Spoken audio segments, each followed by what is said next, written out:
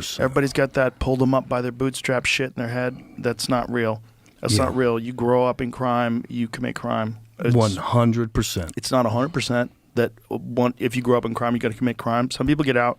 Some people realize the folly of other people's ways, and they have incredible strength and resolve and discipline. And we get extraordinary people from those circumstances, whether it's in athletics or art or music, comedy. There's a lot of people that grew up in horrific circumstances. They became very extraordinary because of that pressure. But that's not normal. The normal thing is everybody gets beaten down by what's around you. You imitate your atmosphere. You're a part of a system that seems inescapable to all your family, to all your friends. People getting locked up, getting out. They're getting murdered. They're selling drugs. That's your reality.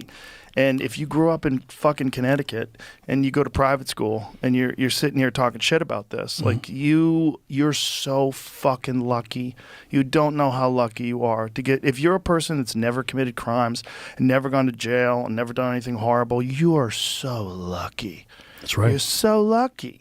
You're so lucky you didn't have to shoot somebody who was stealing money from you because you were both involved in some crime together and he was going to kill you, and all of a sudden you're in jail and you're like, what the fuck have I done? There's people out there doing that. There's people out there that are committing crimes wishing they didn't have to commit them, wishing they had some sort of pathway to life or some life skills or some education or counseling or mentorship or something that have given them a path to get out of there and be what everybody wants to be.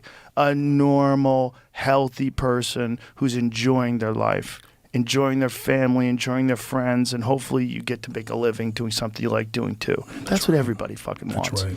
Just everybody doesn't grow up in the right circumstances. Some people just get a shit roll of the dice right out of the gate, pop out of the vagina and right into chaos. It's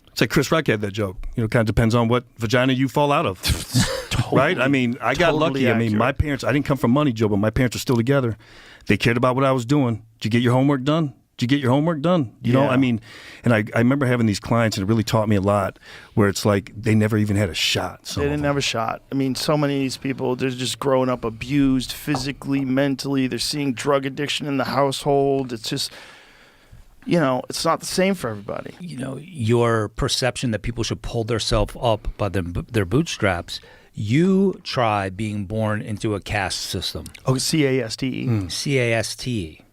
And we are a country, and I'm not on my soapbox, this is a fact. And if you can dispute anything in Isabel Wilkerson's book, this is a caste system that exists in America since its inception. And the experience of a black American in this country is different than that of a white American. So I think that these wrongful convictions happen disproportionately to people of color for a reason. And we have to start changing minds, and we have to start getting people to come back to, I don't know what's more innate. Is it innate to find the humanity within ourselves? Or is it more innate to tear each other down? We all have that decision to make. I don't know what it is about human beings where there's some sort of, you know, ostensibly like some satisfaction in the tearing down of another. Yeah. I know where that comes from. It comes from a weakness within you. It comes from a hole that you're trying to fill. What we should want is, you know, uplifting these people that have been born into circumstances that are just different.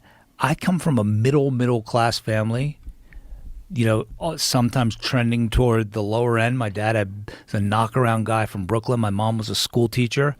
And I think that going through some of those struggles set me up for success and to learn how to scrape a little bit.